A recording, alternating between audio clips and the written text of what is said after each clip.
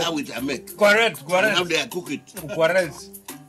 Homegrown rice are good for your health. It boosts our economy and give employment to our people. This message is brought to you by the Federal Ministry of Information and Culture.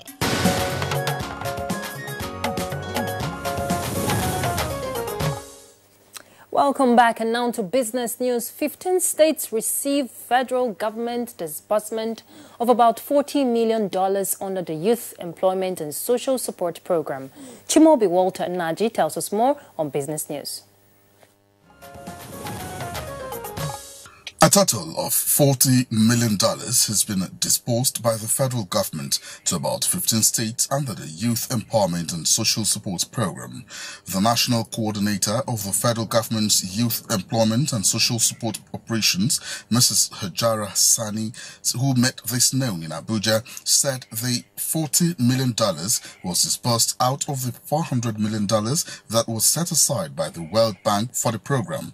She noted that YESO is a program aimed at strengthening the state-level social safety net systems and reducing the vulnerability of poor youth and women through increased access to work opportunities and promoting human capital development.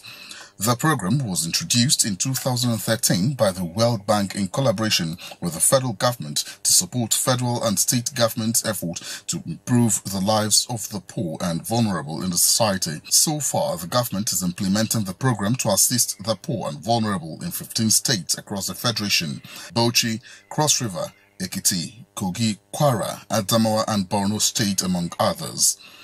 In other stories, the Central Bank of Nigeria says Manufacturing Purchasing Managers Index (PMI) stood at 61.1 index points in December, indicating an expansion in the manufacturing sector for the 21st consecutive month. The index grew at a faster rate when compared to the index in the previous months.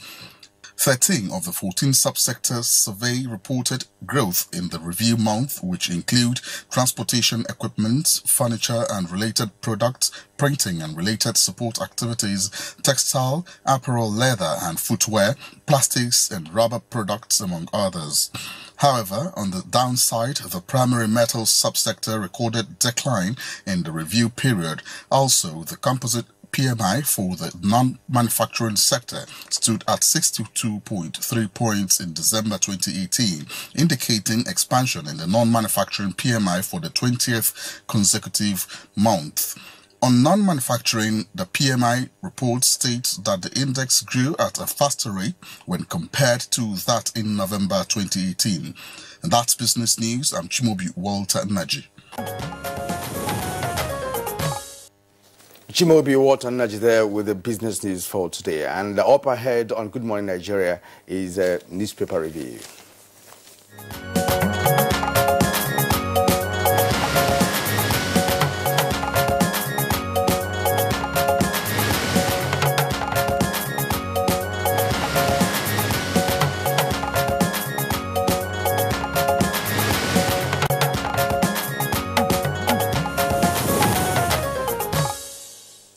Thank you for staying with us, and our newspaper reviewer, Bayo Atoyabi, is already in the house. It's already in the house. Good morning. Morning, Ruth. Good to How are see you today? Good to see you too. Good morning, Kirian. Thank you. Good morning, Nigeria. It's the last day of 2018. Yes. Yes, just run out on us. Okay, so let's start the papers. We have the inside paper of Daily Trust, page 10. No last word from Shagari. That's what the Sun is saying. That's on page 10. Then Shagari is selfless statesman, Ajimobi. That's the Oyo State governor. And then let's come down here now. Buhari in Sokoto promises to immortalize Shagari. Still on page 10. He was a great leader with clean heart. Former President Jonathan. That's it from page 10 of Daily Trust. Kieran, you want to take another one? All right, before Bayo, discusses Shagari, let's go to Punch newspaper, page 10 of the Punch newspaper. And below the photograph on that page, we have Southern Middle Belt leaders ask INEC to resist rigging plans. And now, your crowd shows Buhari is undefeatable, says Ambode, that's the Lagos State governor. 500 PDP members defect to APC in Kwara State. this page actually just had political stories. But let's go to Bayo now for some analysis, especially the death of the first civilian president of Nigeria, Alhaji Shehu Shagari. First civilian president in the Second Republic, yes. People of Sokoto State are observing today as a public holiday. It is part of the 3-day mourning for the death of former President Shehu Aliyu Usman Shagari. President Buhari, who visited the family at Sokoto on condolence, directed all flags to fly at half-mast for 3 days on Saturday. He said Alhaji Shehu Shagari represents almost the last link with the government of our founding fathers since the First Republic. He condoled Nigeria, the Shagari family, government and people of Sokoto State. The federal government, he says, will institute a suitable memorial for the former president. Former President Goodluck Jonathan, who also has visited Sokoto, described Alhaji Shehu Shagari as a nation builder who cemented relations between North and South. Former President Olusegun Obasanjo, who handed over to Alhaji Shehu Shagari in 1979, in a message said he was a man of honor, an achiever, and a united force. Former military president General Ibrahim Babangida described him as a patriot and an accomplished leader, a dependable bridge builder, a quintessential public servant who was beckoned to serve. Senate President Bukola Saraki is expected to lead a delegation to Sokoto this morning, and in his own message said the death is a national loss. Speaker Yakubu Dogara says he was a true Democrat and an icon of transparency. Governors across the nation have also been lending their voice and paying their respect. From Bayelsa to Lagos to Benue to Ekiti, they've all paid respect. On behalf of the Northern Governors Forum, Governor Kashim Shettima of Borno State said his apolitical stand 35 years after leaving office made him the nation's best statesman. Former President Shehu Shagari was rushed to the National Hospital where he died at age 83. In fact, his last public outing was in November when he hosted members of the Bariwa Old Boys Association. On that occasion, he didn't utter a word. And so for a long time, I think his aging process was that he didn't utter a word. That was why his son says he'd never left any last word when they were asking. Former Vice President Atiku Abubakar says he was a teacher, a molder of minds, and later a leader, a molder of a nation. The People's Democratic Party also has sent its own respect. It says they described him as a foremost nationalist, and his loss is a national tragedy. And he left the scene when the nation needed his wealth of experience most. The All Progressive Grand Alliance, APGA, traced his history from 1958 when he served. He was elected to the parliament and the various cabinet positions he held, and says his exit evokes public pain and national loss. The All Progressive Congress also says they've described him as a stabilizing personality, ready to lend a voice and influence for Nigeria. The APC remembers him as a fine gentleman, a patriot, an epitome of humility, a poet, a technocrat, a servant leader, and an elder statesman who's genuinely love Nigeria. So it's all encomiums for late Alhaji Shehu. Well, as a matter of fact, Shagari was a very interesting personality. When he became the president in the Second Republic, he ran with the late Alexei Kwame. They had a very peaceful administration during that period. And Shagari will also be remembered for so many things, especially his input when he was president. Remember that he was the person that brought about Ajaokuta Steel Complex. That's a major contribution of Shagari to national development. But of course, I'm sure that before he really, went down age-wise, he was not happy about the fact that Ajaokuta was not, really handled better than we have done so far in ensuring that that complex contributed as it was expected, when he actually conceptualized the idea of having a steel project in Nigeria. Yes, Ajaokuta was actually meant to put Nigeria on the industrial hub to help engender the industrialization, particularly after the Civil War. And incidentally, too, he was the Minister of Economic Development in charge of the 3 R's: reconciliation, rehabilitation, and reconstruction. And so there were impetuses during the Civil War.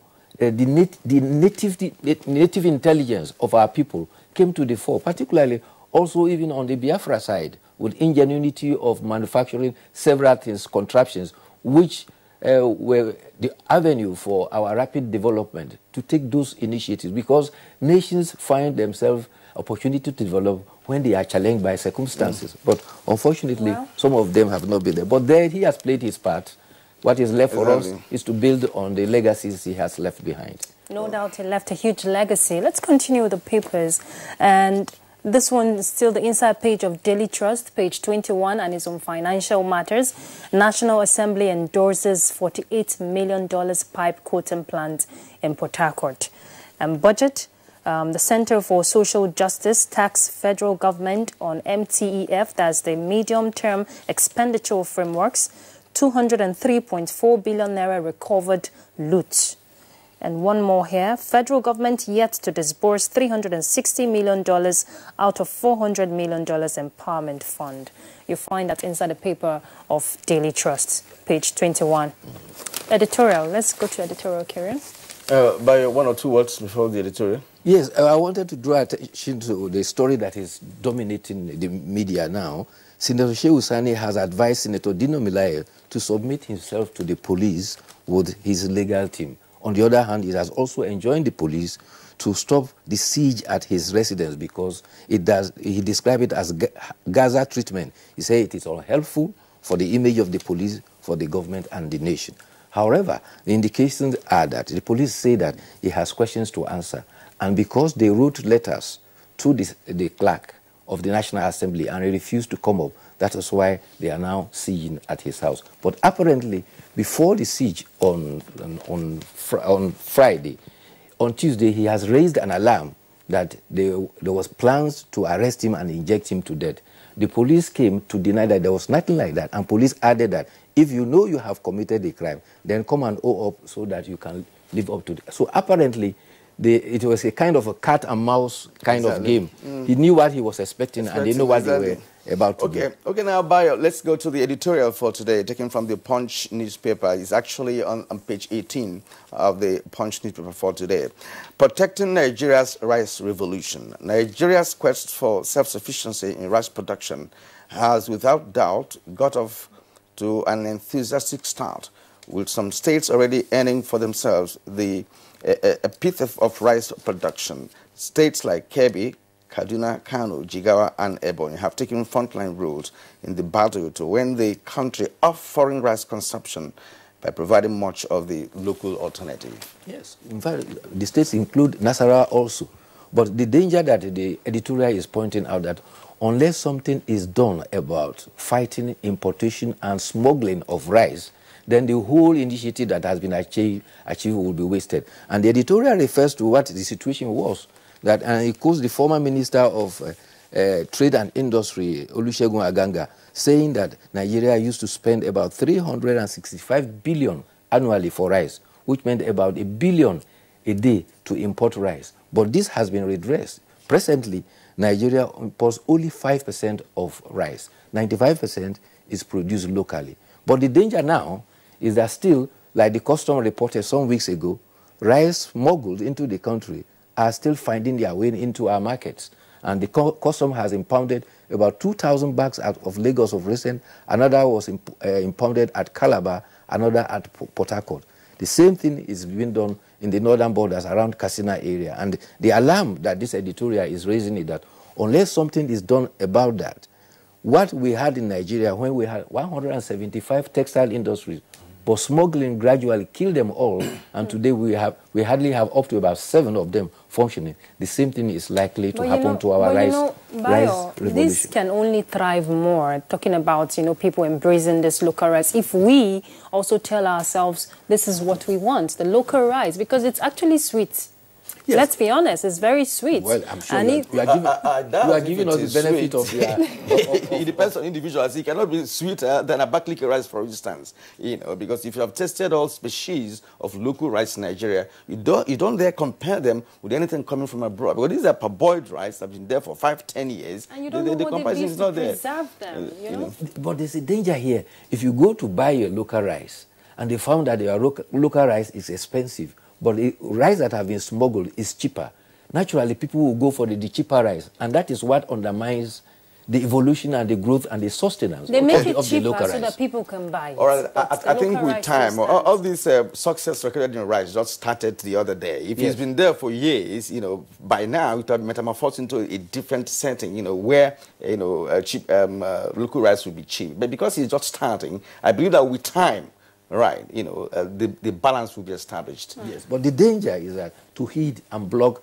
all this importation from the smuggling from the borders. That is the essence of the editorial. All right, thank you so much, Bayo Toyebi. Thank you. The last for the year 2018. We hope to see you tomorrow. It's a brand new year, 2019. Yes, indeed. Lots of expectations. So, Happy New Year in advance. All right, so that's it on our newspaper review at this time. Let's go on this break. We'll be back. Stay with us. Hate speech is not a joke. It incites genocide and crimes against humanity. Most of Africa's civil wars are caused by hate speech from one tribe against another. We don't want it here. The Nigerian government stands firm against hate speech. Under no conditions whatsoever should we tolerate or excuse or justify hate speech or hateful conduct of any kind, especially where such is illegal. There's no doubt that the resurgent push for separatism, as well as the rising cases of ethnic and religious disharmony, are all traceable to the growing phenomenon of hate speech. One nation bound in freedom.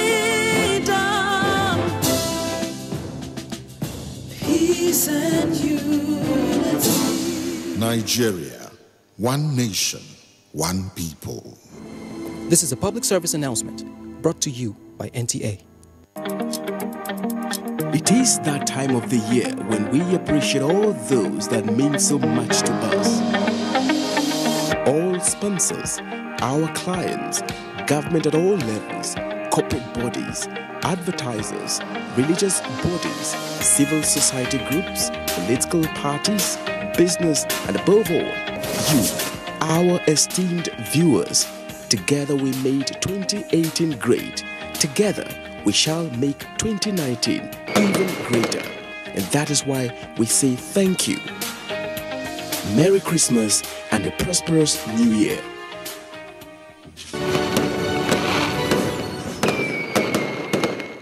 You in the air-conditioned office with the itchy throat. Strepsils.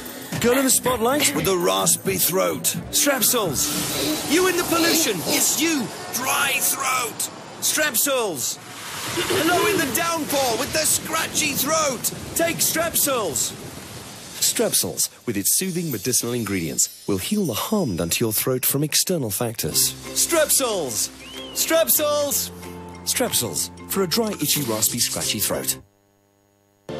These days, people get their news and information from more media sources than ever before. Some of the news and information given are fake, unverified, doctored, and manufactured to create confusion, stir disaffection, and cause disunity. Before you believe or share any news, ask yourself, is this real? Is it from a credible source? Is it verified or verifiable? Fake news is dangerous. Whether you do it for fun or for political gains, real people can get hurt. Fake news, don't create it, don't spread it. This is a public service announcement from NTA. The candidates Presidential Town Hall co-production between Daria Media and NTA, supported by the MacArthur Foundation. 4 presidential town halls, 4 political parties and their presidential and vice presidential candidates, 4 Wednesdays in January 2019, 9th, 16th, 23rd and 30th January, from 7 to 9 p.m. Town Hall venue, Sheraton Hotel, Abuja. Moderator, Kadria Ahmed. The candidates will be broadcast live on NTA and other partner TV and radio stations, as well as streamed online on NTA and dtv.media. If you are over 18 and want to be part of the audience, apply online at daria.media or use the hashtag NGTheCandidates or participate online using the hashtag NGTheCandidates.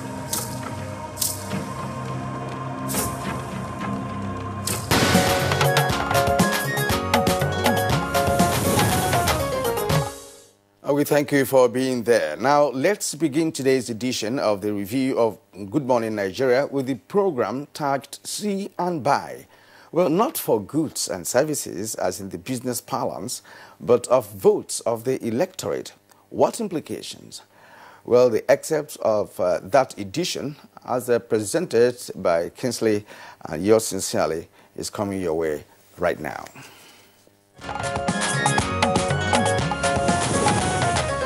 All the pre-election campaigns, that at the point that the voter goes in there to make his mark on the ballot box, to the extent that he's assured of, say, 3,000 or 4,000 or 5,000 naira, he or she immediately changes his or her mind and then votes the other way. I think that first, and the response to this will be when we talk about maybe we need to rejig the regime of voter education to more political education, and political education that emphasizes the value of democracy and citizens' participation. And what does it actually mean to vote in an election? The fact that when you go vote, you're actually employing people to work for you. You're conferring on people and vesting in them power to hold trust for you and take decisions on your behalf, and they have to constantly report to you. But because that level of public education or political education is very, very low, that is why you continue to see this. And if you look at the different manifestations of the sociology of the Nigerian voter, I'm one who I actually fear the Nigerian voter. Because it is the same voter who will assure you that they are going to vote for A, and when they get to the polling booth, they change their mind. What we need to do is to discourage citizens.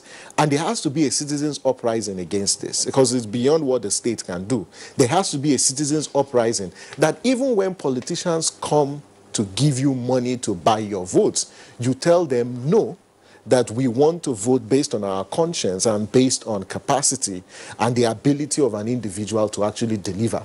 And security agencies were often compromised, according to the veterans of this process.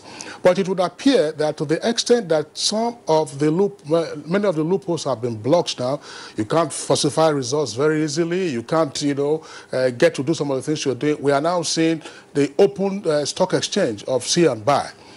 How familiar are law enforcement agencies, in particular with the police, with the electoral law, and therefore have a proper understanding of recognizing when an offense is being committed in their view? I mean, we see simple traffic offenses in the cities and elsewhere, and law enforcement agencies are just walking by. What does this mean going forward for the police, for instance? Thank you so much. I want to start by saying that every Nigerian have the duty under the law to be law-abiding, and equally to ensure that they know what their civic responsibility is.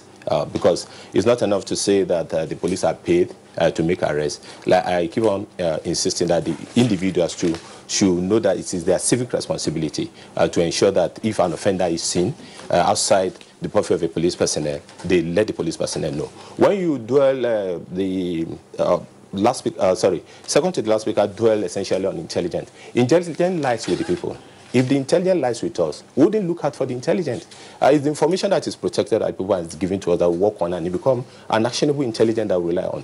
But in the case of Ekiti, for all the identified offenses that have been committed, we've made arrests. And like I told you, they are going to court. In Rivers, 7 to 8 of our personnel that were involved were tried and dismissed, and they were charged to court. And equally, ANEC official, we are the one that do the investigation and the prosecution. More than 20 of them were taken to court. Some were remanded to prison custodies, and some were eventually convicted. But the bottom line is that we are not running into any controversy or contract with any CSO. We know we are hot stakeholder in ensuring that election security is achieved in every part of the country. And that is why the arrangement put in place by police and INEC, which is Interagency Consultative Committee on Election Security, is there.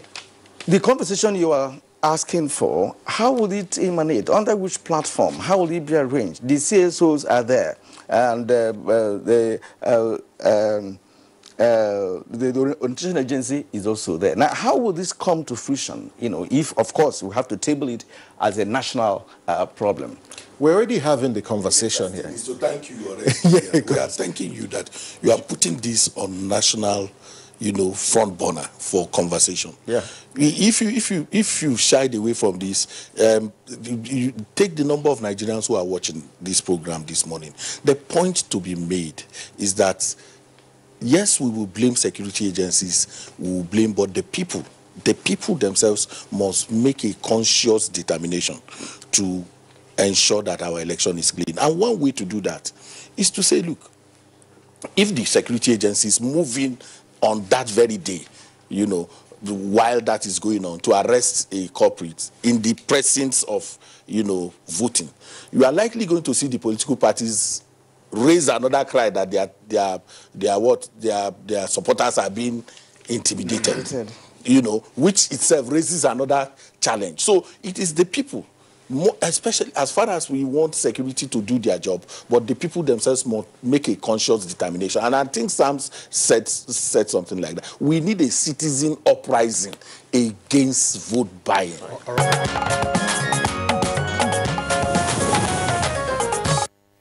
At what cost do you want to sell your future, Kieran, you ask? Because whether we like it or not, elections are central features of our democracy. And when we do that, you know, we're denying ourselves enjoying the benefit of dividends of democracy. Exactly. The challenge is that many Nigerians are always prepared to devise means of shortchanging others, no matter the kind of regulatory, platform, put in place to check such excesses. So it's left for us, like you said, to decide on what to do. Either to maybe sell your conscience for like 3,000 naira for a vote or or not. less.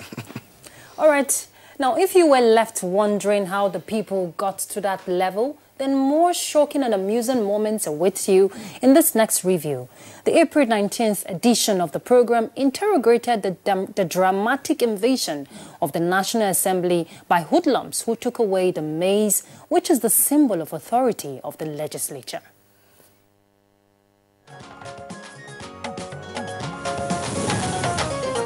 We'd like to know your reaction when they are called. What did you do as a member of the Senate who was present? There's a process to get into the National Assembly. So for this to happen so quickly and for them to leave, there is no way in the world you can convince me there was no collusion. It's not possible. Because my guest at 9:30, Dane Walters, couldn't get into the premises. And my brother here, as a former senator, knows you just can't walk into the National Assembly. So it didn't make any sense how that could happen. And worse than that, what was the purpose? It didn't make sense what the purpose was. What did they achieve? Beyond make us look like we're a banana republic. I don't understand the logic as to why they did it, how they did it. I mean, okay, we thought what happened, but what did it accomplish? Completely unnecessary and has cast a slur on the integrity of all of us Nigerians and has tended to desecrate the hallowed chamber of the Senate, which ought to be respected. And for me, that also is a reflection of how far some members of the Nigerian society have degenerated. Well, for me, it's part of the impunity that has taken hold of our society in Nigeria.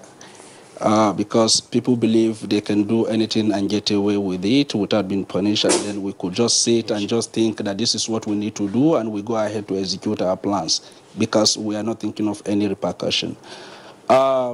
It is unfortunate. So I am amused by what they did. I am incensed, but worse than that, they've ridiculed Nigeria the rest of the world. That is what annoys me the most. They ridicule Nigeria. We're not intimidated by these comedians. And this is one instance where that message should be driven home very forcefully, that you cannot get away with this kind of impunity. There are consequences for this kind of criminal action. It is by so doing that you will impress it in the minds of Nigerians that, yes, there's a lot of freedom in a democracy, but you don't, there are extents, there are limits to which you can go. And that if you go beyond those limits, there are consequences for such actions. This has to be glaringly and forcefully demonstrated in this kind of situation. Yes. And among those whom you described walking into the chamber, he was with, the gang, so to speak. Now, you talked about collusion, ruling out collusion in all of this. What kind of collusion are you talking about? Because it, what you call a comedy of errors. First of all, the intention made no sense. Like my brother here has said, it made no sense. Whatever the intention was, it defies logic. You can't achieve your objective. Whatever series of possible objectives you had in doing that is totally illogical. They took the maze, we found another one, a backup in 1 hour. You disrupted proceedings for 1 hour, we continued working. Okay? Now, Senator Agege came in with these guys. Okay? They came in together because I was right there in front, and I was like, I was the welcome committee, and they break a young lady's leg. Now, what was the objective? I don't get it. I don't get the objective. So they walked in there. The guy was suspended. He went to court. But that is not the way to resolve a legal problem. That is not the way to resolve an issue. He was asked to take the matter out of court, and he would have resolved it peacefully with the Senate President. The Senate President is a wonderful human being. He's a nice person. The institution would have worked out a settlement with him. There was no need for any of this. But in democracy, it's all about fair views, fair representation. It's about persuasion, is about talking to one another. That is why it is called politics. Man has evolved from that primitive society where if I fail, you offend me, and I possess the power to crush you, I crush you and move on. The essence of politics is for men to come together, to interact, to talk, without fisticuff, without any bodily harm or any injury. And that is why it is called politics. And that is why people prefer democracy all over the world. But once people have a strong view about any particular issue, they don't want a dissenting voice. Has rules. There are rules. Even the House of Reps has its own rules. And every senator ought to comport himself in accordance with the Senate rules. So just listening to some of those comments, once you are a senator, you subscribe to the rules of the Senate. You are bound by those rules. And as they say, majority, the minority may have its say, but the majority will have its way. That is the way democracy works. So there's no other way around it. Every senator must comport himself and conduct himself and respect the rules of Senate. Every senator is given a copy on the inauguration of the Senate. So you can't say you don't know. But outsiders may not know. So the senator must respect those rules. There are rules and regulations that guide us, and my colleague here said it adequately. And besides, you have to understand, if a senator is suspended and you walk in there with 10 thugs coming there, the only way to get you out is to have a fight, which we didn't want to do. And policemen are not allowed into the secret chambers. So we had to have the proceedings as it happened on national television, the way it was. It's not going to happen today.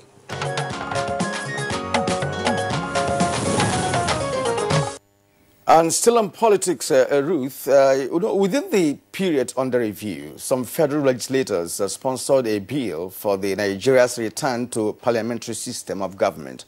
What are their reasons? Let's watch the excerpts opinions as presented by Kingsley Sadalo and Ruth Aguele.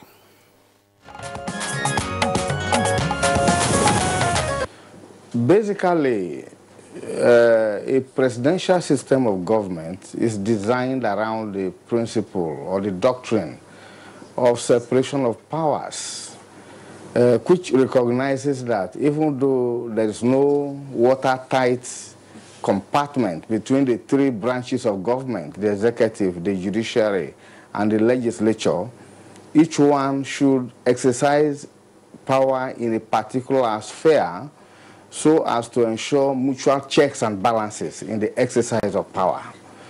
A parliamentary system, on the other hand, is designed around the supremacy of parliaments. And therefore, the legislature is the primary unit of governance where elections are conducted into the legislature, and the party that produces the majority in the legislature then produces the prime minister, and that is the whole basis of the prime minister being the head of government. And then you have another level. In many systems, it can be a monarchy, it can be a president that doesn't have executive power, and there are so many designs, you know, around the world. But basically, the assumption is that where you have clear separation of powers, it is a bit difficult. The temptation to abuse power is much more reduced, you know. And the philosophical basis of that has been there right from the 19th century. You know, French thinkers like Montesquieu and others, you know, have said so. Now, in the case of parliamentary, in Britain, for example, it's a natural evolution. But in many other countries that were products of British colonial, you know, rule, they had their own design, you know, but basically election is conducted into parliament. And it is the cabinet, you know, the cabinet therefore is a product of parliament. And in many respects, it's accountable to the parliament. So the excess is associated with the executive. In the presidential system, it's not there in the parliamentary system. And I think that is a major attraction for so many people. The First Republic in Nigeria collapsed because there were also equally corruption. So it is the people that are operating that system that matter. It is the structure that matter.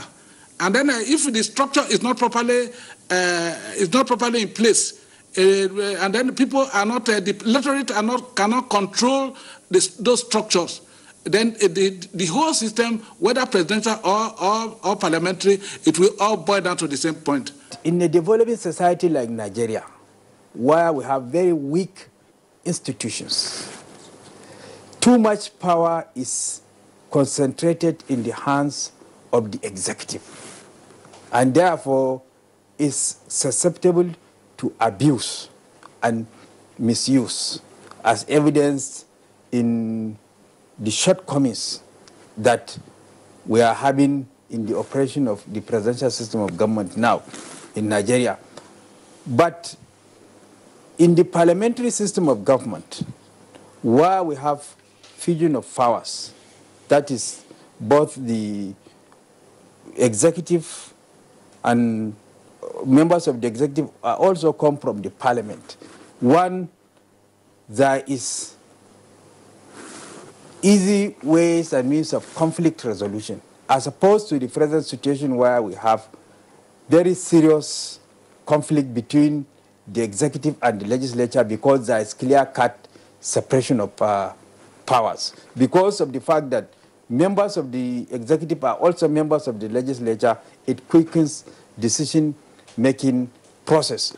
The presidential system of government is too expensive. Nigeria is a poor nation. We cannot afford it. The professor in Kaduna made mention of both system and the collapse of the parliamentary system. I don't think it collapsed. There was a coup. Just like we had a coup in the early 80s, they also sacked the former presidential system of government. So for me, the parliamentary system of government, well, I mean, we are one of the Commonwealth nations. Look at all the other Commonwealth nations. They are practicing parliamentary system of government. Even the ones that have presidential system of government is not the full-blown presidential system as you have in America. So the parliamentary, for us, the signatories to this bill, as it is today in Nigeria, is what we think will rescue Nigeria. Now everybody's talking about, what's the word there now? Restructuring. Now we're going to tinker with some things in the exclusive list and the concurrent list, so that we'll move more things from the exclusive to the concurrent. Then maybe devote power to the states. Like Honorable Mogono said, now you have a prime minister and the council of state, the council of ministers, that are parliamentarians. They were elected like the prime minister. So that takes out having a president that would travel around the whole country campaigning. His constituency would be, for example, President Buhari. All he needs to do in the parliamentary system of government is campaign in Daura constituency. When he wins as the leader of the party, he becomes the prime minister. And then he's going to choose his ministers from amongst the elected House of Rep members. So that saves all the aides and all to avoid duplicating or repeating what my colleague has said. Then the presidency is a total duplication, complete duplication, which we cannot afford it, we don't need it. Let me commend the National Assembly for at least kickstarting the debate around the change they want to see in terms of how Nigeria is structured and governed. These are some of the mistakes we always commit in Nigeria. For instance, during the military, they thought by changing the name of the electoral empire, they could do away with the issues of rigging and what have you. What has come out clearly all over the world is as people continue to progress in their practices, certain fundamental questions confront how governance is conducted. And that equally call to question the existing structure. But again, as my colleagues in the academia rightly stated, it is not about the structure. It is about the attitude of those that are practicing a given system of government. Don't forget the fact that presidential system of government is being practiced elsewhere in the world, and it is working. The question we should be asking is, why did we jettison parliamentary system of government in the first place? What were the reasons? What are the lessons learned from that? And why did we adopt presidential system of government? And if we have the cause to change, why do we want to change? All the reasons that have been given by the honorable members that are seated here, there are genuine reasons, there are things that we needed to ponder about. But it is not, as I said, let me repeat, it is not about the structure. It is about those that are managing the structure. It is, let me say this with due respect to everybody that is talking about this issue. It is the self-seeking attitude of almost all Nigerians that are called elite.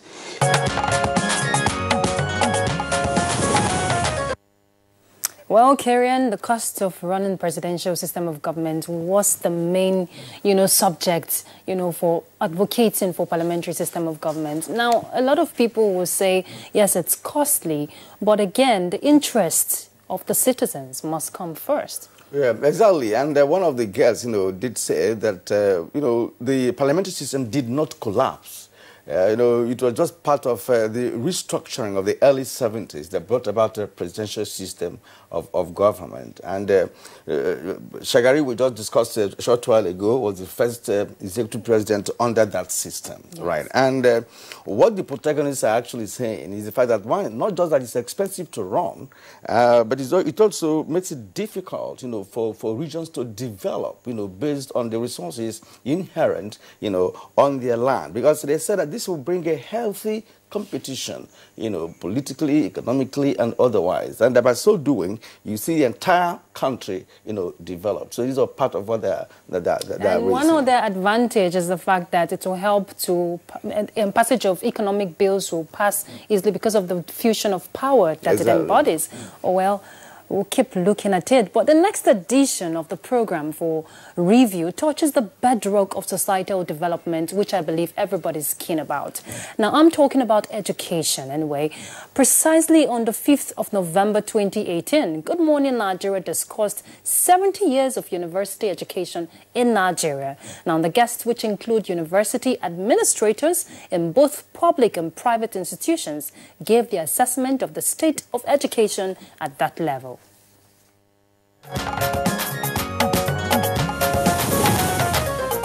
Well, in terms of quality, I think, the general opinion, the general narrative is that the good old days, are gone.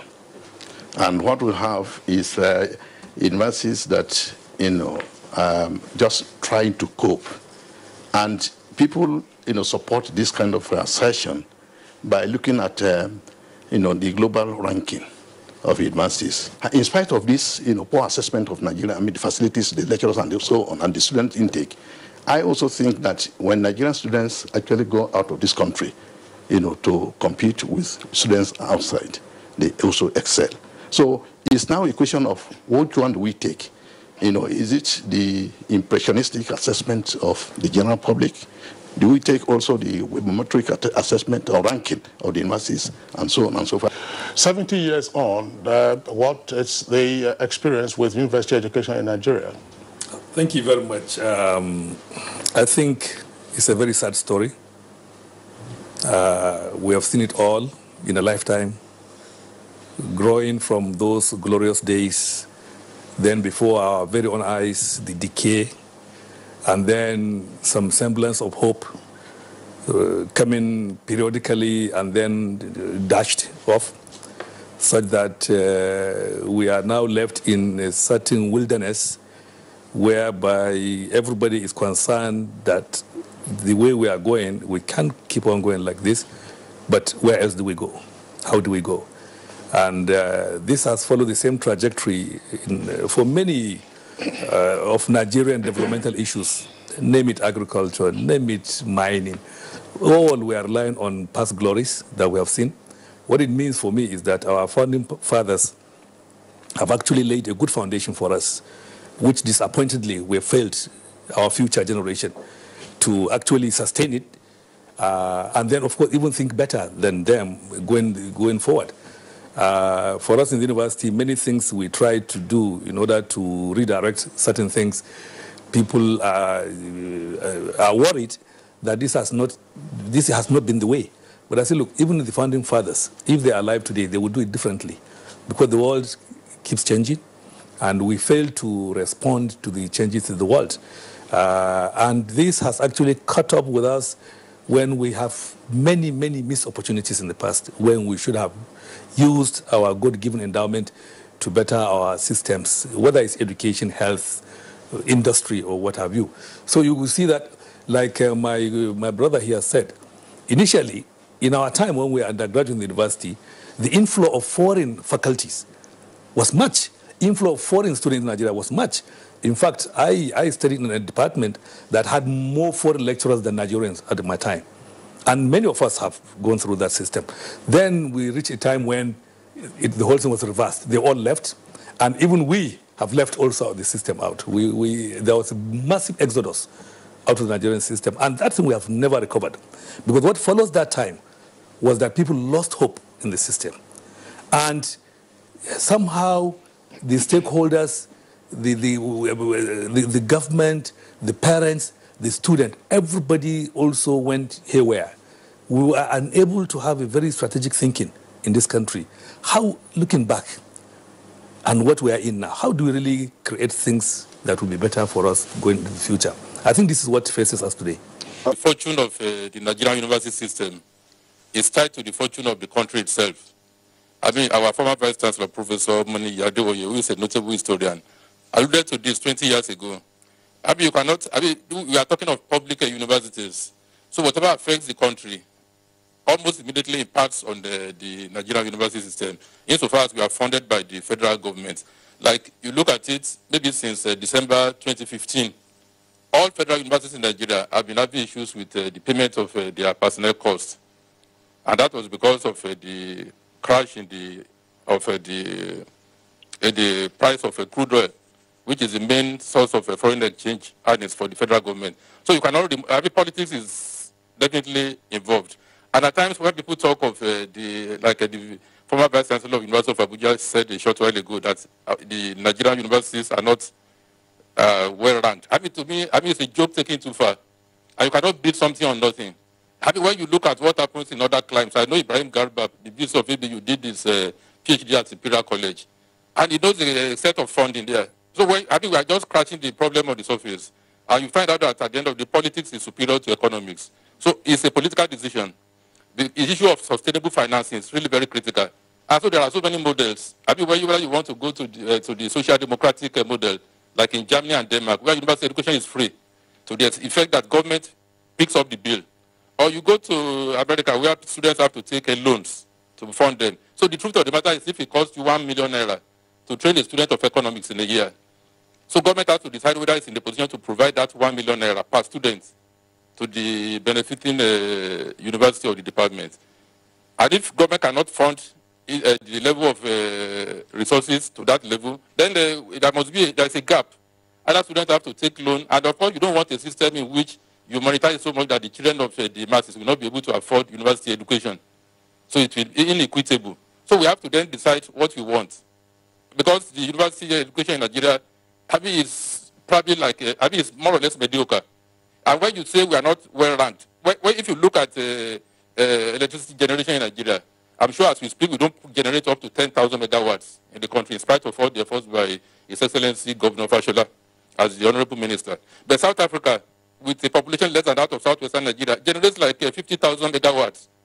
So you cannot take the university system out of the entire ecosystem. That is the truth. Because you have your laboratories, power supply has to be available 24 hours. But most of the time we crucify the Nigerian university system. And to me, I don't even believe the standard is dropping. The question, who sets the standard? I know Ibrahim Gaba is a product of ABU, just like I am a product of University of Ibadan. But we went abroad and we still excelled. So it will not be fair to just be rubbing it down on the university system that we are this, we are that. But of course, we cannot build something on nothing. This input, process, and output. The quality of the input, I can speak for the University of Ibadan. The quality of our students is very good, very outstanding. We attract the best students from Nigeria, indeed from the West African coast. We try our best to teach them. Then they go out. But if you need 10 microscopes to teach students in geology and you have only 2, then there is a gap. Or your students need to go for field work for 3 months. You can only afford that they are going to the field work for 1 month because of the limited resources. What do you do? So these are the challenges. And we cannot run away from the issue of financing. And we talk of ranking of universities. What does it take to have a world-class university? It's not rocket science. 3 things. You need a high concentration of talents, whether it's the staff or the students. Like I told you, the students at the University of Ibadan, they are among the best in the world. And one can say that one proudly. Then, even if you have the students and the staff, then you have to support them. Some of the students cannot even feed 3 times a day. They say 001 or 100. So you have to be concerned. Now we talk of the staff. I know for a fact that the staff of the University of Ibadan, I overwork them, then I underpay them at the same time. So how do I expect the best from them? So you have to support your staff and students heavily. Then you leave them to govern themselves in terms of university autonomy, academic freedom. In other clients, people are talking of, just like Professor Yakubu alluded to, you are talking of attracting international students and faculty. But in Nigeria, you're talking of federal character. When our colleagues in South Africa, we're talking of international character. We are talking of federal character. Well, as far as I can tell, the past was a little better than what I see now. I attended the University of Nigeria in Nsukka 85 to 89. And I know today that what we had then was much better than what I see today. It was a time when lecturers took their work seriously. You didn't hear about courtism, you didn't hear about sorting, you didn't hear about a lecturer trying to harass a student sexually. You had the feeling that your lecturers were teachers. They knew their work and they wouldn't joke with their work. And we respected them because of that. And there was an atmosphere of calmness on campus. You didn't hear about students running around because some people were chasing them. And you didn't hear so much about students missing their lecture. It was a different situation. The infrastructure we had then wasn't actually much better than what we have now. I still remember my department, the English department then, and what it is today. Of course, you had the old building, the fabricated building and all that, but lectures were going on. University is about the quality of teachers. It's about the dedication of teachers. It's about students who have made up their mind to pursue knowledge. Not so much about buildings, not so much about beauty, environment. Remember, that in the past, great scholars like Socrates, Plato, Aristotle, they taught under the trees and all that, and they were able to have excellent students. But today we are emphasizing so much building that looks like a hotel and all that without actually stressing the lecturers, the professors, and those who actually deliver knowledge. It was a different time because of the quality of the lecturers who had and that dedication to duty. That is what is failing today. Also, on the part of students, they knew they had come to read, they had come to study, and they wouldn't miss their lectures. And you wouldn't hear about courtism and all sorts of things that we hear today. So I think from this perspective of lecturers, students, and the atmosphere on campus, the past was much better than what we have today.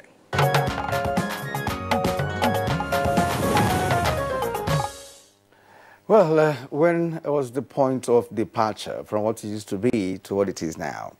Now, from education, we'll move to growth. When the news broke that Nigeria's population is about 198 million, it caught our attention, and hence the discussion titled Population Explosion in Nigeria. Kingsley Osadelo and Femi Okeo anchored that edition of the program.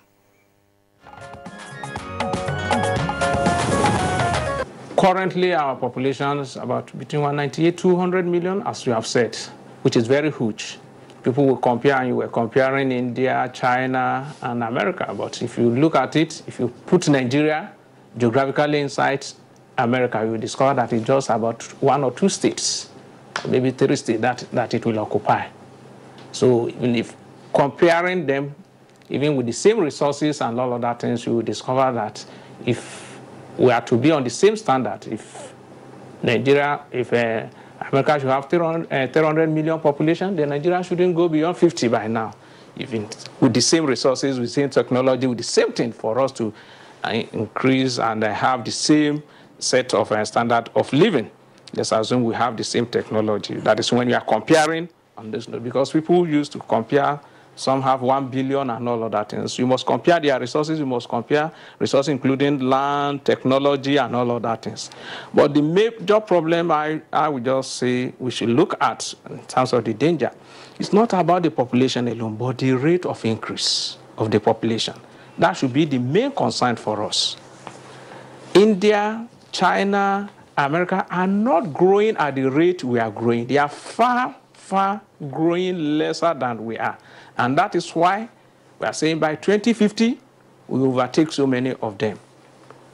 Because if we are going at this rate of about 3.2%, fertility rate about 5.5, that is an average of 5.5 children per a woman in this life birth period, is very great compared with those that have what we call replacement level, like Britain, America, and all other things that has maybe about 2 or 2 point something per woman. So if we are going at this rate, the problem is definitely there. For us, we feel that we're in a demographic crisis already. And then if you look at why demographers will say you're in a crisis, there are 3 key things. One is you have a very youthful population. 45% of our population is below the age of 15. 60% of our population is below the age of 30. That's a very young population, and it's called dependent population. And then the second one, if you have high rate of immigration from your country to other countries, if you look at skilled labor immigration, you wouldn't so complain because $27 billion come into this country from diaspora and economy. But the one that is worrying is immigration of non-skilled people. I remember in 2006, I was in Norway on the invitation of the Norwegian government when they were trying to craft their reproductive health policy for Africa. One of the key things the International Development Minister asked me, Dr. Oje, how come every single day 13 commercial sex workers come into their country from Nigeria? 14% of all the people who cross the tempestuous sea of the Mediterranean to seek for greener pastures in Europe, we hear it's about are Nigerians. We were shouting, nobody listened, until recently we saw plane loads of Nigerians being brought back from Libya. Then the third one is when nationals are killing nationals. Remember, it started in 2004, OPC in the southwest, militancy in the Niger Delta. Some of us were shouting, nobody listened. Then came kidnapping in the southeast. We are shouting, I'm from the southeast. For almost 4 years, I didn't go home. Because once you put up a amount of this and you want to build a house, they'll come for you. We were shouting, nobody listened. Then came the religious crisis on the plateau. I remember one gentleman, a senator, then called me when they said, Dr. Oje, are you a prophet of doom? Because I went around the country and I was talking about these issues. I said, I'm not. Just look at, use societal imperatives. You can make some deductive reasoning and know what's going to happen next. And I said, more will come.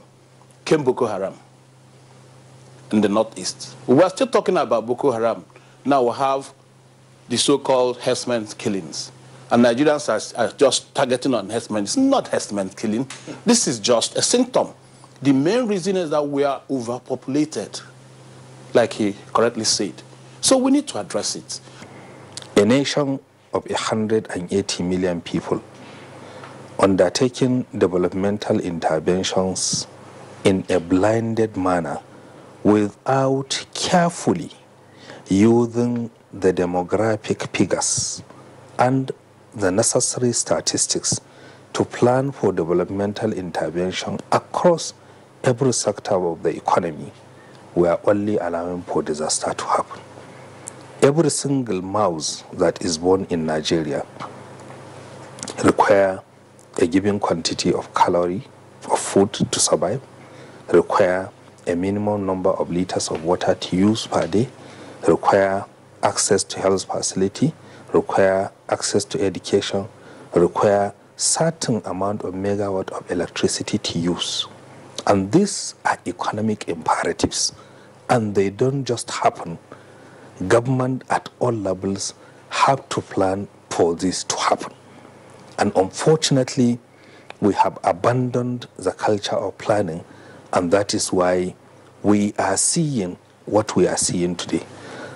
The competition for economic resources arising from expanded population will continue.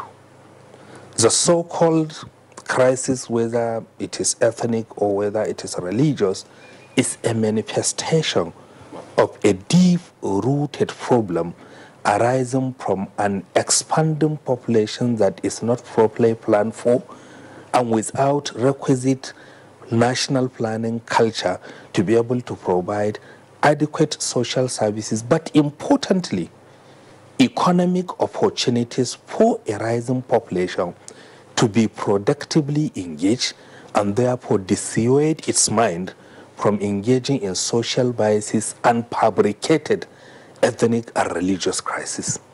And I think if we understand the issues from this perspective, I think it will be important for us, to all of us, but importantly, as some of my colleagues have said, for the subnational entities, states and local governments to partner with the federal government towards working as a team so that we can be able to know exactly what is the requirement per our population in terms of access to health, how many doctors do we need per every ratio of population, how many additional schools do we require to build, what is the teacher-pupil ratio, how many additional roads do we require, what is the quantity of water required by 190 million population, what is the adequate food calorie and its combination to facilitate healthier living that is required, what is the existing population density in our country, what is the level of urbanization, what is the rate of urbanization expansion, what is the concomitant additional developmental resources required for an expanding population, but importantly for the growing urbanization which is projected to reach around 70% by the year 2050. So I think it is important we see this problem as a national problem that is not just the responsibility of the federal government, but the responsibility of every Nigerian. Once we are able to identify what are the key problems and working as a team, then we can be able to sit down and fashion enduring strategies for us to go back. But the most important thing is for us to be able to know every single aspect of the demographic characteristics, what it entails in terms of problems, and what are the opportunities associated with it, and then working as a team to exploit the opportunities and to mitigate the problems. We want a population structure where the dependency ratio is better, where there are fewer dependents, and then the life will improve.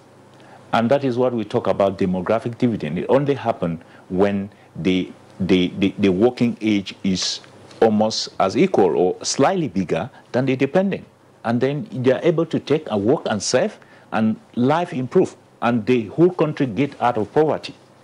It can happen if a few people are working for a large amount of people. So what do we do in this structure? What the United Nations will recommend is voluntary family planning. People have the right to decide freely and responsibly the number and spacing of children they want. If this happens, almost 30% of Nigerians who want really not to have children, they continue to have, simply because they don't have access to family planning. Well, we're faced with a big challenge, if you ask me. From 1960, when we were 45.1 million to almost 200 million.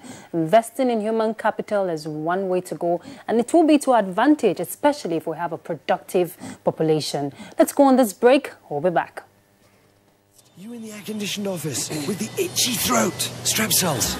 Girl in the spotlight with the raspy throat. Strepsils. You in the pollution. Yes, you. Dry throat. Strepsils. Hello in the downpour with the scratchy throat. Take Strepsils. Strepsils, with its soothing medicinal ingredients, will heal the harm done to your throat from external factors. Strepsils. Strepsils. Strepsils, for a dry, itchy, raspy, scratchy throat.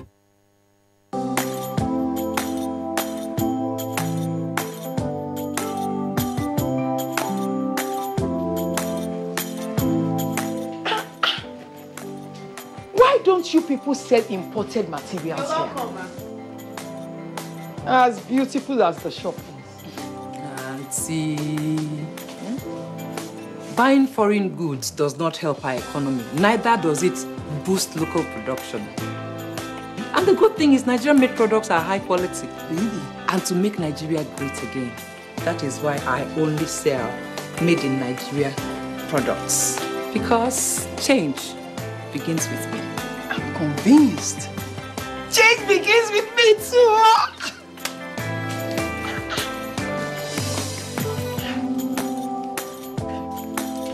Change begins with me. This message is brought to you by the National Orientation Agency in conjunction with the Federal Ministry of Information and Culture. Nigerians. Suicide bombers are not spirits. They are not ghosts. They are human beings like you and me. They live amongst us. They are your neighbors. They are your friends today, but terrorists tomorrow. So you must know your neighbor now. Security begins with you and me. Know your neighbor. Be vigilant. Be security conscious. Report suspicious persons, objects, and movements to the police and other security agencies. The security of our nation is a duty for you and me. If you see something, say something. Nigeria unite against terrorism. This message is brought to you by the Federal Ministry of Information and Culture.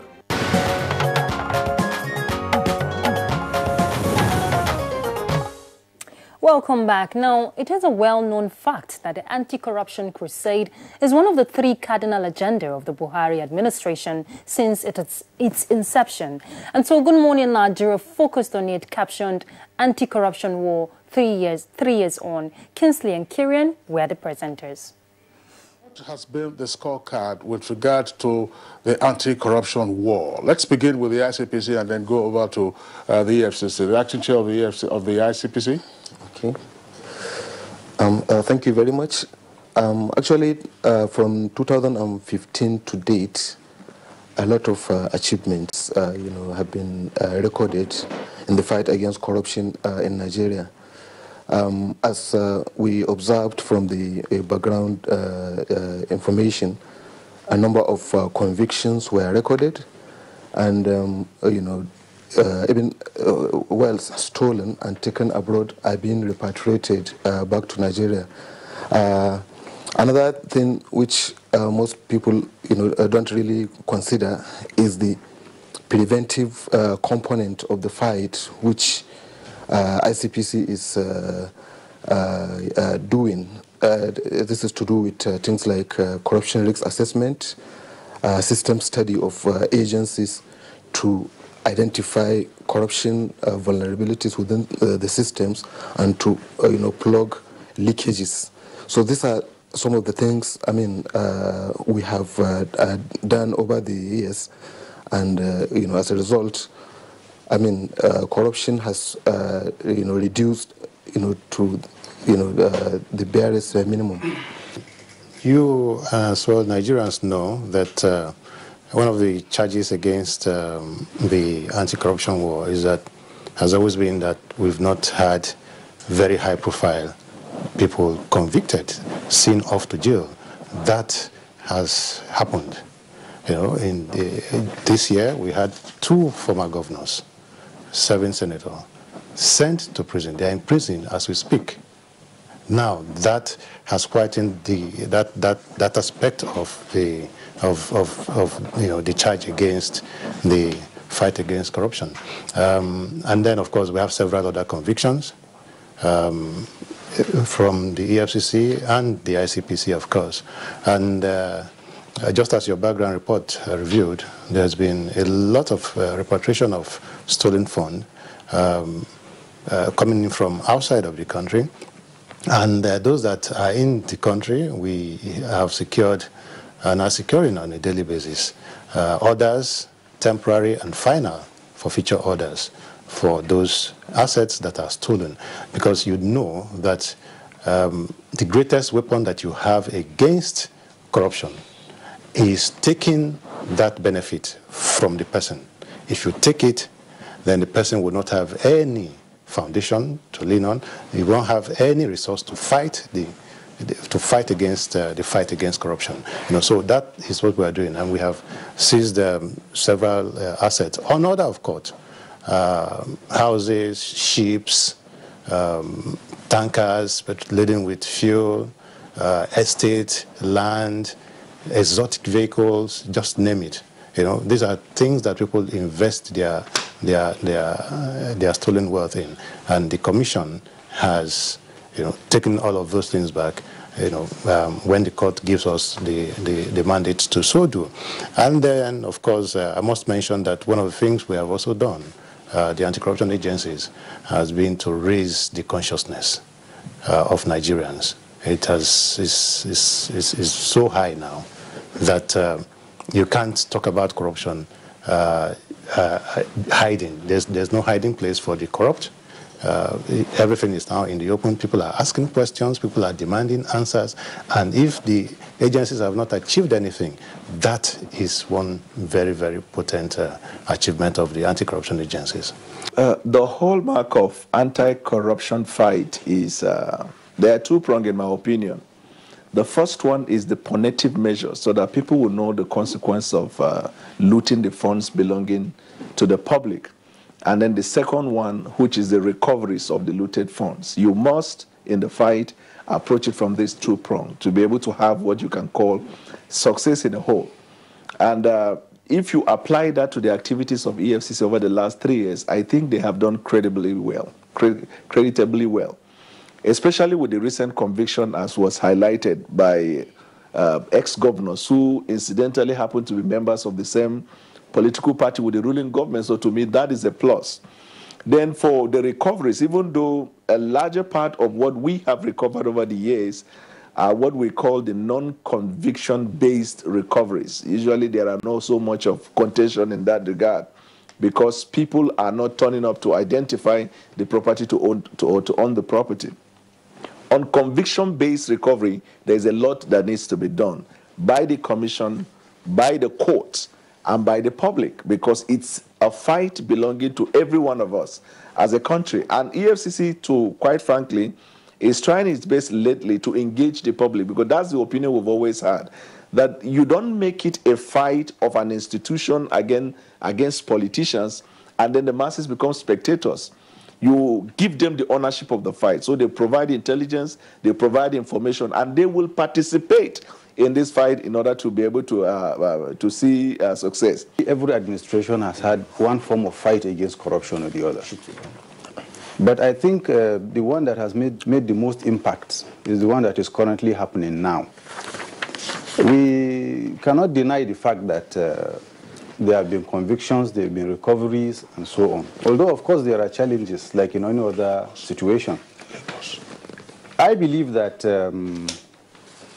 it is business unusual in the sense that for once the government appears, and I'm using appears very carefully, the government appears to have the political will to do what they should do. But like the last speaker said, the whole thing is that there's a problem of perception. There's a problem of involvement, you know, with the public.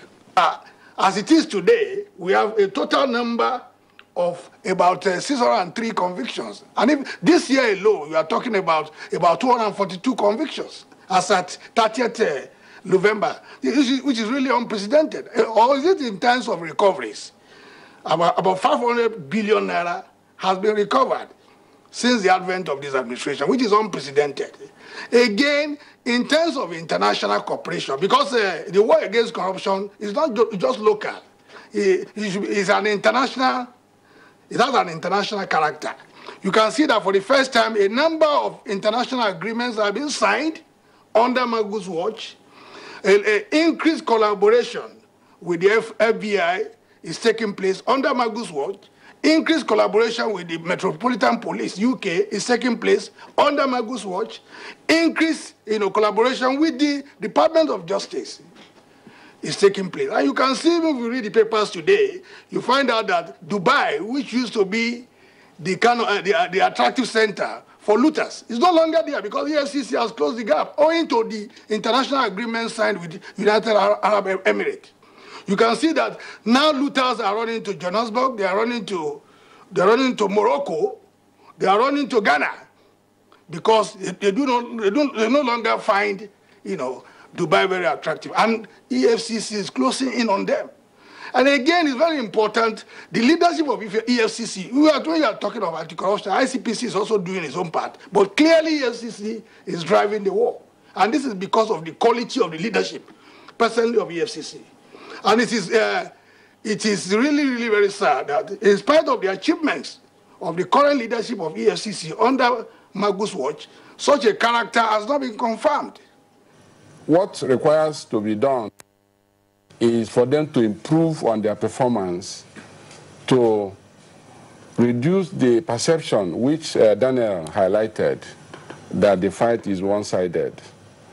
I think that is an area that they should do something more effort should be put toward that direction. For instance, what happened in Kanu, I expected EFCC to move in.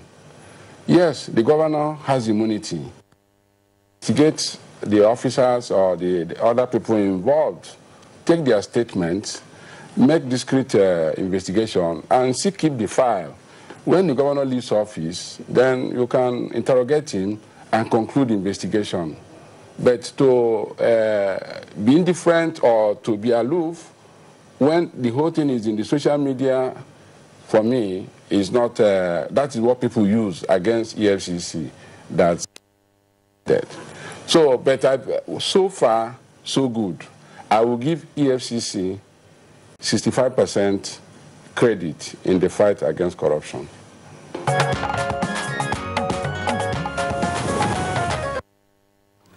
All right, now, the judicial arm of government has come under serious criticisms in recent years, which prompted the leadership of the third arm of government to intensify reforms in this sector for effective dispensation of justice, being the last hope of the common man. NTA's flagship program, in line with its proactive posture, assembled some legal luminaries to speak on the journey so far. The program, which was transmitted on the 11th of June 2018, was titled Administration of Justice in Nigeria.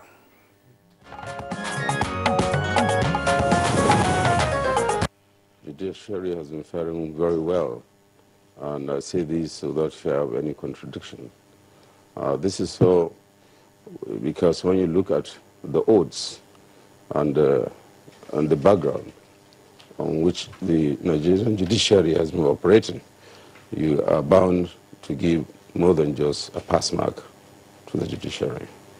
It's been doing very well in the area of justice delivery, with promptitude, as I said, taking into consideration a lot of the challenges bedeviling justice dispensation in Nigeria.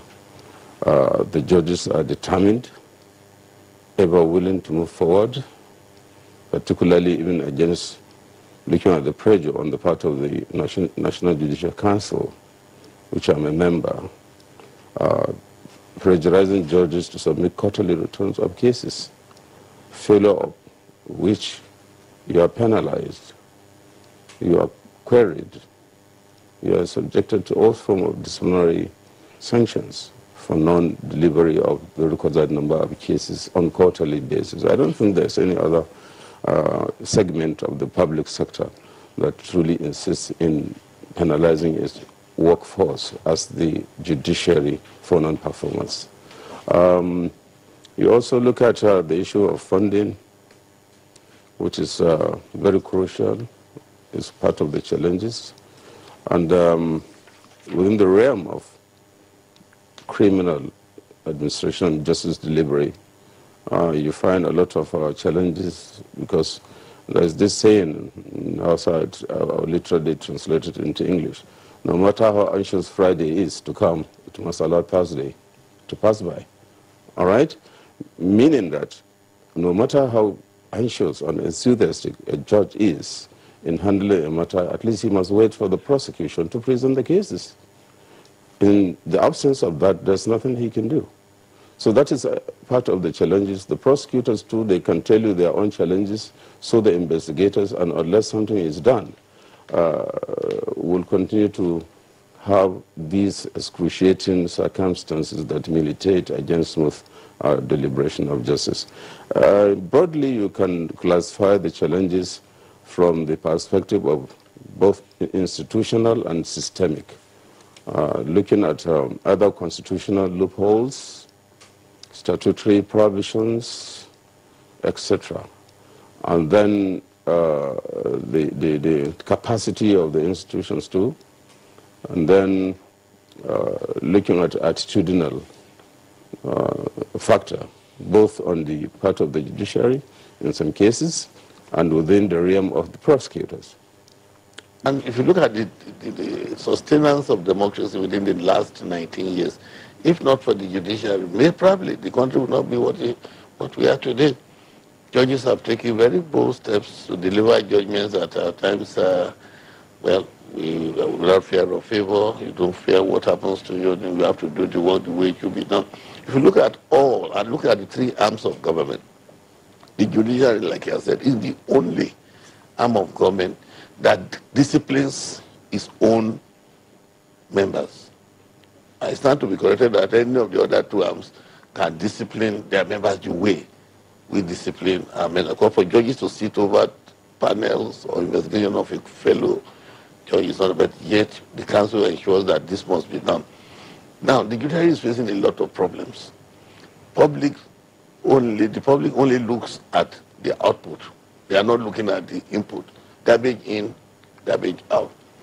If the judiciary is not well funded until this present year, that there is a little bit of improvement in the funding from 70 billion to 100 billion, you see that for the previous years, only a few years that the judiciary was funded the way it should, and even now, the judiciary is not yet being funded the way it should be funded. Let me tell you, we have 180 people, they say, in Nigeria. Because I don't have the statistics, I say they say we have 1,200 judicial officers, starting from the Supreme Court to the Customary Court of Appeal. We have about 1,200 judges. Now, if a judge is given 500 cases in his docket, tell me, in a year, no matter how hard working he is, assuming he's able to do in a quarter, he's able to do 20, which is very difficult, times 4. It means that he's going to do 80. If he's able to dispense justice in 80 cases out of 500 or 300, before he finishes this 80, maybe 200 has been assigned to him. We have very, very short enrollment in the judiciary. So give and take. The public perception of the judiciary may not have been the best in the last couple of years. But I believe that the judiciary has stabilized in the last 2 years or thereabout considerably well, and efforts being made to make sure that the public perception changes for good. And of course, given the judicial integrity that we can now see clearly, I believe that the public perception certainly has changed considerably, and that we're going to see a judiciary in the next couple of months going forward that certainly will rank clearly as one of the best in Africa, if not in the world.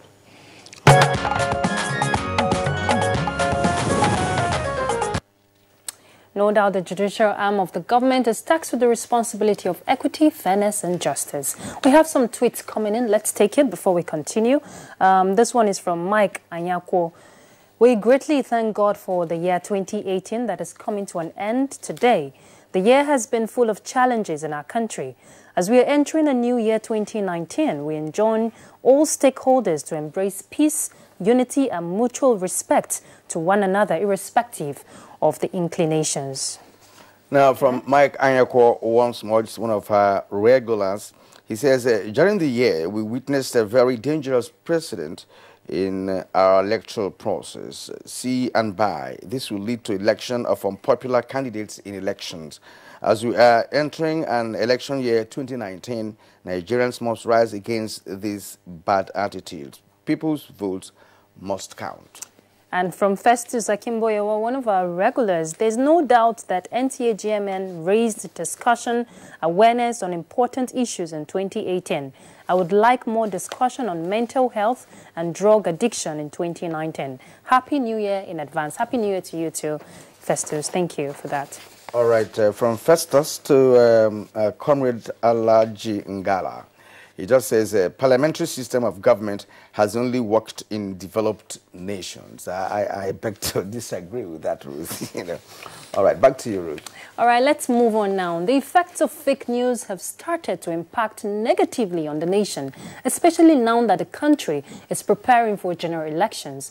And so the Minister of Information and Culture, Alhaji Lai Mohammed, is spearheading a campaign against fake news in the country. Good Morning Nigeria also held an edition on the 13th of July 2018 under the heading, Combating Dangers of Fake News. Kieran and Kinsley presented that edition.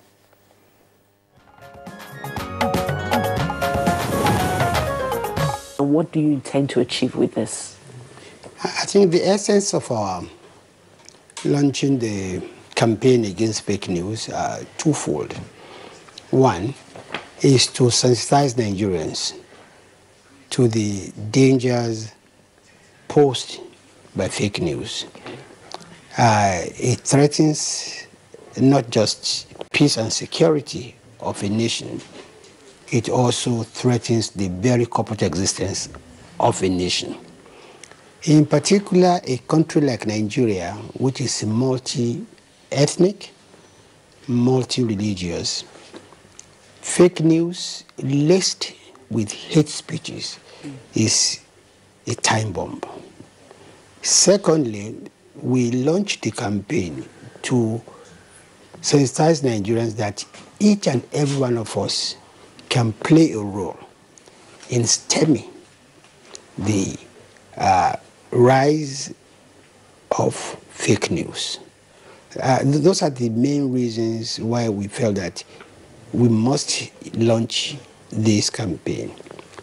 But I think more importantly is the fact that in 2017 we did draw attention to the phenomenon. We were so concerned and so worried, even by 2017, that we dedicated an entire National Council on Information meeting in Jos Plateau State to examine fake news and hate speeches, because we saw that it was already, people were exploiting our national fault lines and using incendiary issues such as religion and ethnicity to inflame passion. But like you said in your introduction, fake news is a global issue. It's not just in Nigeria. But we are more concerned in Nigeria because of the potential it has to actually not just threaten, peace and security, but also our corporate existence. All right, let's back up a bit to the NCI, that is the National Council on Information. Could you recall some of the resolutions that were reached at the council with regard specifically to fake news and how to deal with it? I remember in particular that we advised all our members, because the National Council on Information is made up of commissioners of information in every state, and also leading and also federal parastatals such as the NTA, FRCN, News Agency of Nigeria, and we said two things. One, please ensure that you can vouch for the credibility of any information before you start publishing it. Two, don't share any information whose credibility you cannot vouch for. What we found out is that, yes, it is true that the major purveyor of fake news in the world today is probably the social media. But gradually it is also permeating into the traditional media. And this is, I think, what worries us even more. Of course, the danger of social media is that anybody today with a telephone and internet access can make up a story, make up pictures, and it can go viral in a matter of minutes. But then, when also the traditional media now begins to become a purveyor of fake news, it becomes more dangerous to society. And it's even become more dangerous even to the media itself. Because the moment the media loses credibility, then society is in trouble. And I must say that the examples of fake news in recent times in Nigeria is very worrisome. I think it was just about a week or so ago, a national newspaper, Frontline, page one story was that a federal high court had directed that the National Assembly should commence impeachment proceedings against Mr. President. Whereas in truth, all that the court ordered was it gave leave and permission for the plaintiff to commence to bring an application, which is completely different. Or you take a situation like in 2017, I believe, when there was a news that went viral that 5 students of College of Education in Gidanwaya in southern Kaduna were killed by herdsmen, only to be found that these stories were fake. And before they were found to be fake, a lot of communal havoc had been done.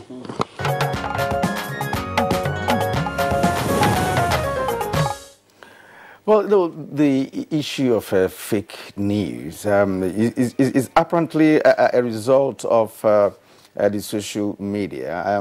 But the journalism profession seems to have been invaded by every other person who has access to a telephone or the internet could, cook up stories and start sharing on different platforms in the social media. That's very terrible, and of course, if it is not curtailed, it's going to really tear this country apart. As the minister rightly said, they said it's a time bomb. And he said it's one of the biggest prank that can, consume the world. Exactly. Where's professional ethics in the profession, you ask? Right. Now, security, as we know, is significant to whatever one intends to venture into. And as Nigeria is preparing for general elections come 2019, the issue of election security is key to the success of the exercise. This prompted the NTA's Good Morning Nigeria to dedicate an edition on election security management. The program was discussed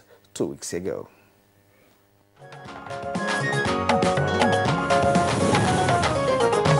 The police was highly sensitized, particularly with the historical perspective. And through these same workshops that we are talking about and the lectures that I earlier mentioned, we were able to prepare ourselves and say no to it. Even though we knew we were facing somebody representing the party in power, we said no to it. We stood our ground. You could see how the INEC chairman was making a telephone call. He called me, and I told him he had nothing to worry because we had prior information of what the senior officer of the ruling party was trying to do. And we had made all necessary arrangements because I directed that all roads leading into the coalition center, the International Conference Center then, be blocked. And that was why he stood alone and made his protest alone. All those he was expecting to also get up and protest along with him and cause chaos in the place were not there because we had blocked them. So if citizens recognize that election is a recruitment process, they will not sell their vote, they will not do things that will undermine their own power, that will undermine their own interests. But of course, politicians are very smart. They indeed manipulate the citizens, ensure that they do not properly understand the nature of politics and the strength of politics. And in the context, they are able to continue to enslave the people rather than being servants of the people. It requires a lot of enlightenment, voter education, and a lot of citizens themselves saying enough is enough. We are not going to be, made slave to people who indeed we have recruited to office to work for us. So it's a long-term process. Unfortunately, politicians use emotionally laden affinities, religion, ethnicity. These are emotionally laden affinities that, for an average person who wants to throw them in the open, they're no longer rational. And these are the things that people have used, cleverly by politicians to divide our people and to incite violence. Even when the violence is not that the people are paid for it, they simply say, these people have cheated us for long. If you recall, after the 2011 election, there was no election that happened without involvement of politicians, whereby the leaders of the political parties, the chairmen of the political parties involved, are brought before the Commissioner of Police or before the Assistant Inspector General of Police of that particular zone to come together and discuss how to ensure very peaceful election. And of course, the Commissioner of Police, having done that, they made them to sign undertaking to maintain good behavior and to control the excesses of their party members before, during, and after the elections. So this, in a long way, has made sure that the politicians are involved in this aspect of mitigating violence. And also, we should not look at stopping violence only in terms of seminar, and there are other issues that are also involved. The welfare of the police officers in every polling unit must be taken care of. Because if we don't do that, there's likelihood that some politicians will come and give them either meal in the afternoon or induce them. Then that will cause them not to be apolitical. So as much as it's practicable now, we are enjoying, and I know the present IG must have talked to his AIGs and the DIGs to take it down to other senior officers that immediately election starts, money should be disbursed to the men who are supposed to conduct this election. A situation whereby after the election, some of these police officers who are guarding the polling unit are not being given their allowances may not be good for peaceful conduct of the election. It's another avenue for creating chaos.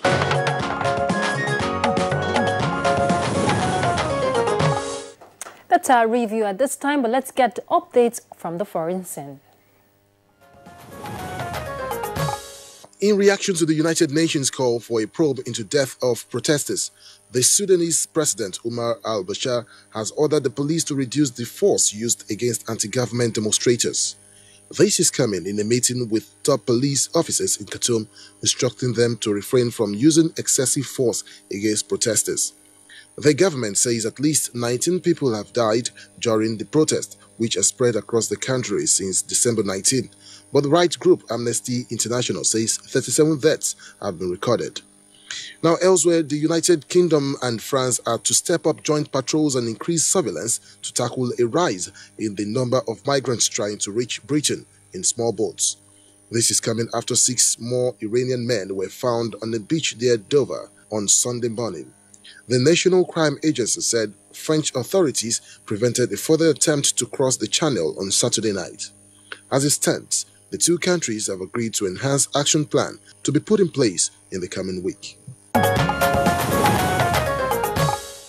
Thank you, Yemi there. And that's it on Good Morning Nigeria for the year 2018. Looking forward to 2019, Kieran. Yeah. And from me, I'm saying a very big Happy New Year. I am Ruth Aguele. We believe that 2019 will be a better year. I am Kieran Umayo. Thank you for watching Good Morning Nigeria for a whole 2018. Do same again in 2019. It's good morning and have a great day.